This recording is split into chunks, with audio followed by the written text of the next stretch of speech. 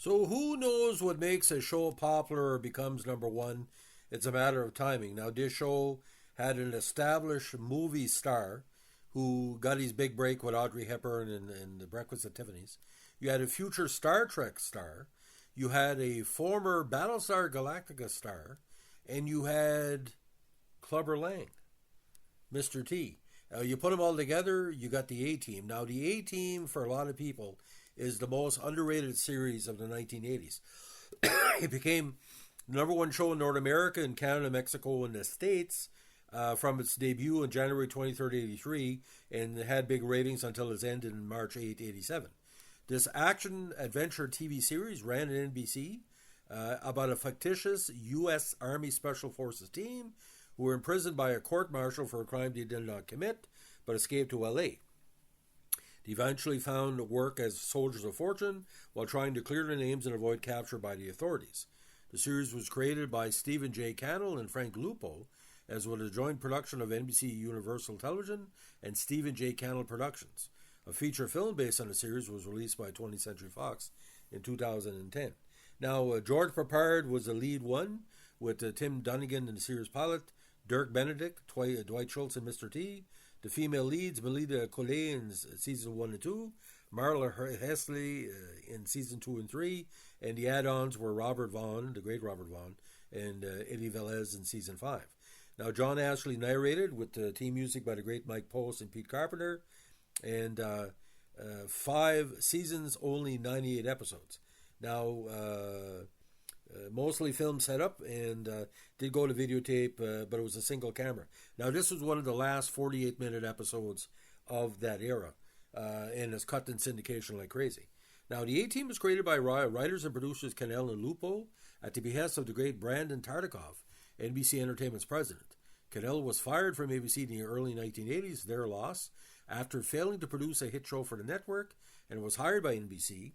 His first project was the A-Team.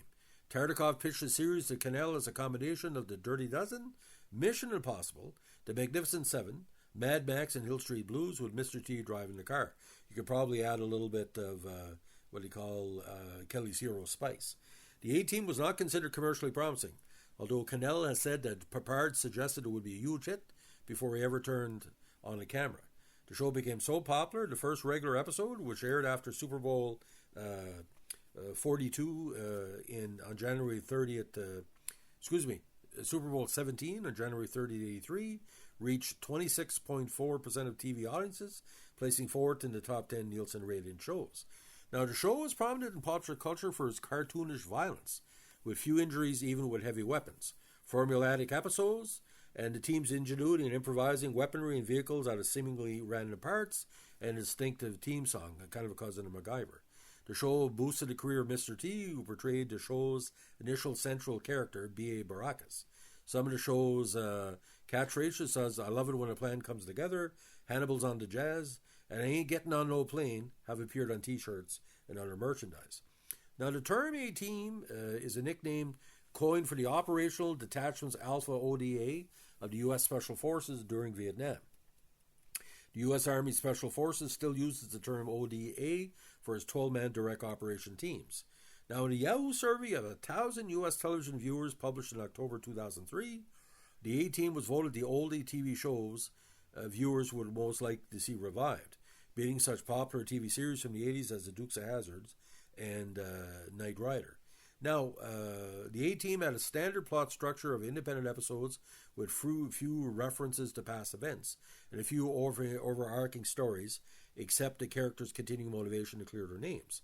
In explaining the ratings drop to the show's fourth season, reviewer Goldberg complained that the same basic plot had been used over and over again for the past 4 seasons with the same predictable outcome. Reporter Adrian Lee called the plot stunningly simple in a 2006 article for The Express, citing such recurring elements as BA's fear of flying and outlanding finales when the teams fashioned weapons from household items. The show became emblematic of the fit-for-TV warfare due to its depiction of ferocious combat scenes with lethal weapons, where the participants are never killed and rarely seriously injured, with the notable exception of General Fulbright. Now, as the TV ratings of the A-Team fell heavily during the 4th season, The format was changed for the show's final season in 87 to increase viewership. After years on a run from the authorities, the A-Team is finally apprehended.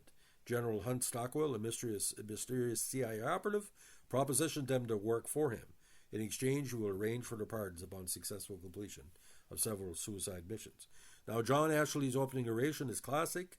I can't do it as good, but in 1972, a crack commando unit was sent to prison by a military court for a crime they didn't commit. These men promptly escaped from a maximum security stockade to LA Underground.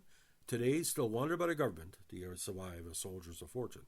If you have a problem, if no one else can help, if you can find them, maybe you can hire them, the A-Team.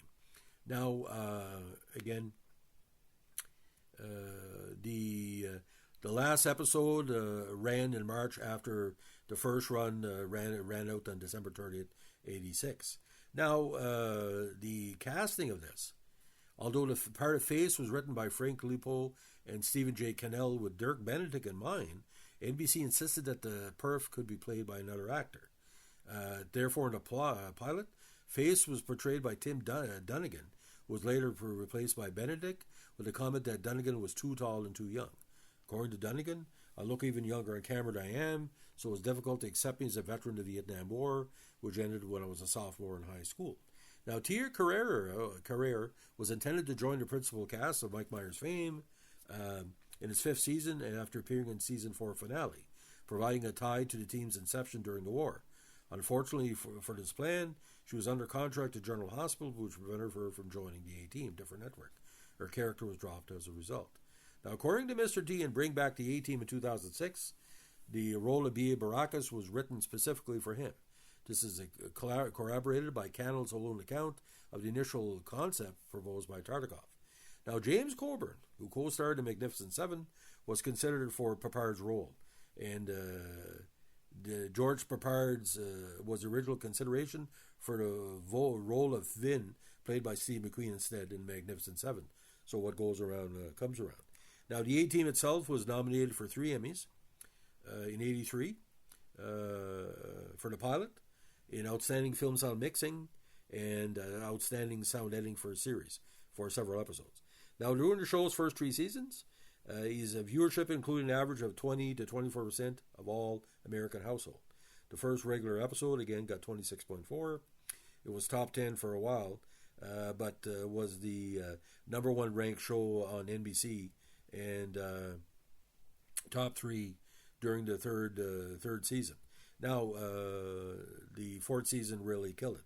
Now, most times it was shown on Tuesdays at 8 p.m., which was for the 83, 84, 85, and 86 season.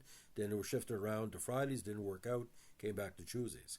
Now, the A-Team has been broadcast worldwide, and international response has been varied. In 84, main cast member George Papard, T, Benedict, and Schultz were invited to the Netherlands. Papard was the first to receive the invitation, and thus thought the invitation applied only to him. When the other cast members were also invited, Papard declined. The immense turnout for the stars was unforeseen, and they were forced to leave early as a security measure. A video was eventually released in which Schultz apologized and thanked everyone who had attended.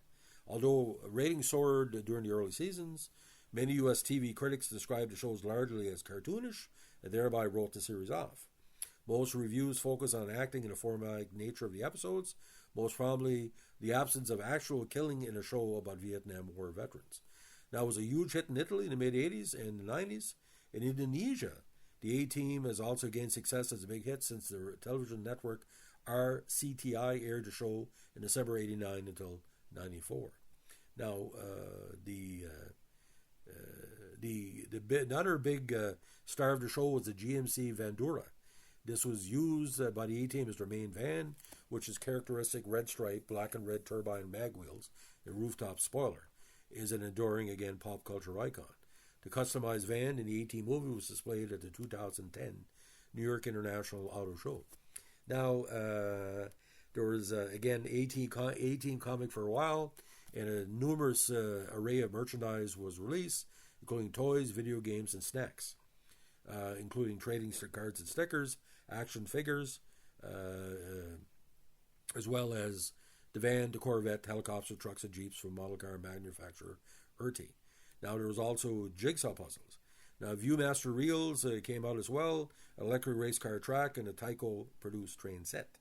Following the original cancellation of the series, further merchandise has appeared. The series has achieved cult status, including the A-Team van by Hot Wheels. Now, there's also been a Lego. Now, several novels are based on the series. Don't want to get in here, but it's quite interesting. The first 6 are created to Charles Heat. The books are generally found in paperback form, although hardback copies with different cover artwork were also released. Now, the theme song and soundtrack did well on the charts, and again, it's considered one of the greatest themes of all time. And the video games were mostly on numerous platforms, mostly at shooters. Now, the series was co-produced by Ashley, and who narrated the movie as well. Now, home media, all 5 seasons are on DVD, and came out in the late 2000s. Now, on May 18, 2006, actually, Channel 4 in the UK attempted to reunite the surviving cast members for the show Bring Back.